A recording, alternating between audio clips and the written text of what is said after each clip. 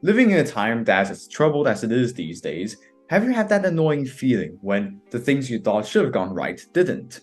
Or do you think to yourself, why am I always facing challenges and the whole world is turning against me? If these resonate with you, then voila, welcome to today's video in which you will learn why at times a pessimistic attitude, according to Swiss-British philosopher Alain, is much better than trying to be optimistic the whole time, and how this can help you get through all the unpleasant things that you have to deal with in life.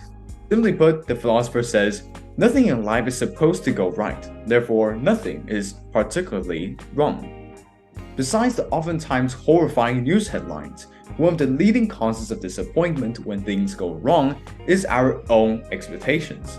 The more you expect something to happen, the more likely the outcome is going to be different than how you would like it to be, and hence, the sadder you're going to feel. It's just like being in bed. The more desperately you want to succeed and impress, the more likely things are going to go wrong for you, or maybe even for both of you. The more specific you imagine tonight's going to be, the higher the likelihood the night's going to go south. Now, how do we handle these kinds of dreams and expectations? Roman philosophy and Stoicism argue to address this, we must master the art of pessimism, the direct opposite of optimism. That is, to name an example, why does a typical Londoner not get upset when it rains? Well, that's because they have already expected it to rain, albeit in contrast, a typical Londoner may get mad if they forgot their keys at home. Essentially, regarding expectations, the factor that determines one's happiness can be said to be what is expected to go right and what is expected to go wrong. Of course, if what was expected to go wrong turned out to be right, that's good news. However, if what was expected to be right turned out to be wrong, we get irritated, annoyed, and frustrated. For Seneca, a Greek Stoic philosopher, he believed that our fate lies entirely in the hands of the goddess of fortune. Therefore, it leaves nothing for us to control. More than that, before the start of each day, Seneca suggested that all of us should do some sort of pre-meditation in which we imagine how bad our day could possibly be. Now, we don't have to believe in the goddess of fortune or do some of his funky premeditation, the bottom says. It's way better if we can prepare our souls by expecting some things to happen rather than reacting with surprise. In addition, on top of pessimism, there is seemingly quite a few areas in society where things are made to be slightly too optimistic, as can be seen in self-help books. For Alain, these books that yell, "There's opportunity for everyone, you can do it, you can do great things, if I can do it, and so can you, now get your ass up and work," are the most depressing ones you can ever find in the bookstore. Alain used Awaken the Giant Within by Tony Robbins as an example. Personally, I went to one of his events before, the famous UPW, the Unleash the Power Within. So I think I get what the guy is saying.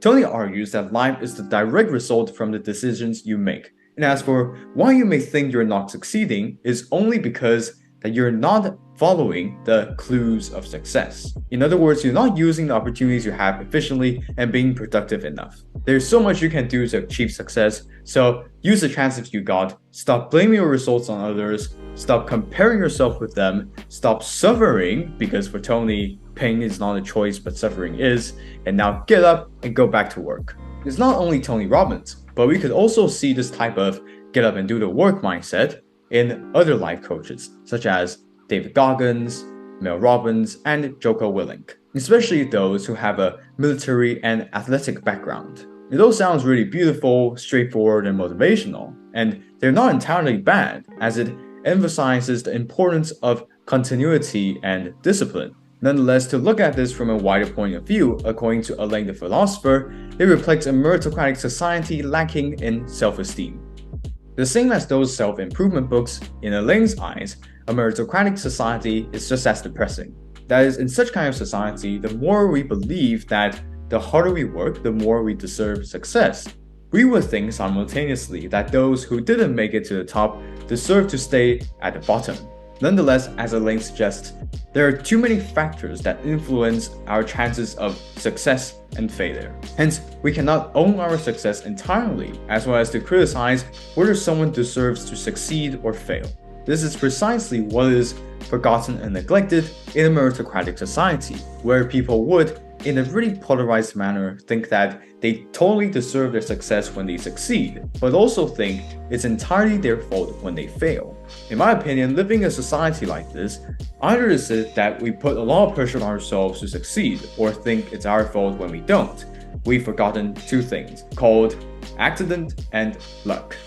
Yes, a person may achieve because they have put in all the hard work, time, and energy, but it's also because these things could take place under the right circumstances. For a beggar on the street, or a drug addict in rehab, or a single mother of 5 living in one of the poorest areas in the city, an optimistic attitude like what is echoed in self-help books may not really resonate with them. Just as the Romans and Stoics believed that we don't own our successes, instead success chooses us. While we should always put in the hard work that is required for our goals, we shouldn't look down on people who didn't manage to achieve theirs. Even one of those people I mentioned earlier, the reason why they ended up like that might not be because they deliberately chose to. A lot of times life just gets in the way without you meaning it to, and you just can't do anything about it. This might sound pessimistic to many people, but for others or those in undesirable situations that they didn't choose to be in, this may very well be the case. So on that note, instead of looking down on these people when we encounter them, we should be grateful for how fortunate we are and for what we have. Now, back to Alain the bot. So then, what are some pessimistic things we can do to improve the quality of our life? Here are some of Alain's suggestions. Put a skull on your desk. Yes, you heard that right. It's not to scare you nor make you despair. It is, though, to remind us what our priorities are and shift our focus back onto what really matters, since we're going to end up like that soon. Indeed, the moment when we're born into this world, time is ticking away minute by minute, hour by hour, and we are, in plain English, on our way to heaven.